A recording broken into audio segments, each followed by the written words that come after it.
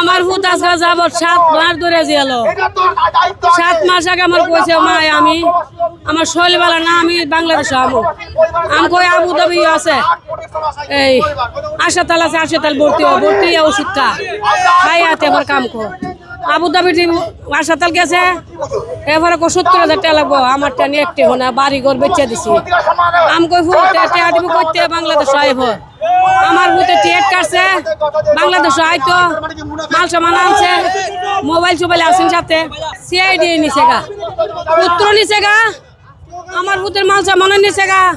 নিয়ে আজকে 7 মাস যাবত হয়ে যাইছে গা আমার ভূতের খুঁজ নাই ও বাবারে আমার ভূতের খুঁজ চাই আমার ভূতের উদ্ধার চাই সরকারের কো আমার ভূতের উদ্ধার করে আনতো আমরা বিক্রি করে খাওয়ান লাগবো আমরা খুশি দাবি চাই রে বাবা ও বাবা তোমার লানতে আমার পুত্রে বাবা দেওয়ারে বাবা ও বাবা তোমরা লানতে আমার পুত্র কত সুন্দর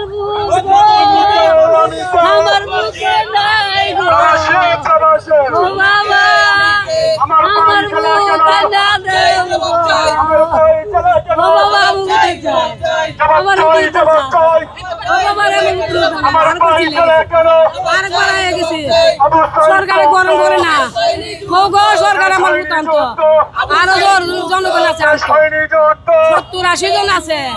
দিয়ালো আবুধাবি দিয়ালো আলসার দিয়ালো ও বাবারে 6 তলা বিল্ডিং করছে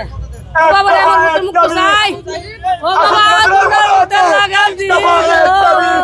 ও বাবারে কাজকর্ম করি মাটি বাড়ি করে দে আমার নাতির গড়া বহি দাদু আম্মা কো আব্বা কই তুই বুক তো বাঙ্গালেছে যে মুরছে বাঙ্গালেছে ও দাদু আমার আব্বা কো এনে দে কতে দি মুয়ানা মনে কই কাটা লাইতাম আমাদেরকে যেভাবে মুক্তি করে নিয়ে আসছে একটি টেলিফোন করার মাধ্যমে যেন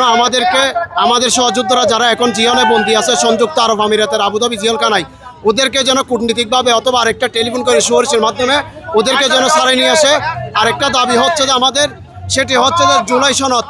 আমাদেরকে এখনো কোনো ধরনের ক্ষতিপূরণ দেওয়া হয় নাই এবং বাংলাদেশে যারা বৈষম্য বিরোধী ছাত্র আন্দোলনের সহিংসতা প্রকাশ করি সনদ যদি পেতে পারে তাহলে আমরা প্রবাসীরা ওইখানে যারা আন্দোলনে শরিক হয়েছি আমরা রিমিটেন্স দিয়ে এখানে আন্দোলনে সহযোগিতা করেছি বিভিন্ন মিডিয়ার মাধ্যমে কাজ করেছি তাহলে আমরা কেন সনদ পাবো না কেন জুলাই অন্তর্ভুক্ত হব না সেই দাবি রাখতেছি। আর আমাদেরকে দুইবার ধরে প্রতারণা করা হয়েছে আপনার পেশ সচিব এবং হচ্ছে আমাদের আসিফ নজরুল স্যার আমাদের ভাইদেরকে বলছে স্যারে নিয়ে আসার আশ্বাস দিয়েছে সেই আশ্বাস বাস্তবায়ন করে নাই ওনারা এসি রুমে বসে আছে আমি জিওলে ছিলাম আমি জানি এক একটা দিন এক একটা বছরের মতো লাগছে আজকে আমার সহযোদ্ধারা 9 মাস 8 মাস 7 মাস ধরে জেলখানায় বন্দী আছে ওদের জন্য কোনো কিছুই সরকার করতেছে না কেন করতেছে না ওরা কি দেশের নাগরিক না ওরা কি আমার এই যে ওরা আছে প্রতিদিন ফোন করে আমাদেরকে বলতেছে আমার ছেলে কেন জিয়ালে আমার ছেলেকে বাবা কখন চুরাই আনা হবে আমার বোন বলতেছে কখন আমার স্বামীকে চুরাই নিয়ে আসা হবে ওদের কান্না ওদের খানা পানি সব কিছু কি হয়ে গেছে ঘুম হারাম হয়ে গেছে আর ওনারা উপদেষ্টারা এসি রুমে বসে হাওয়াকে কি করতেছে।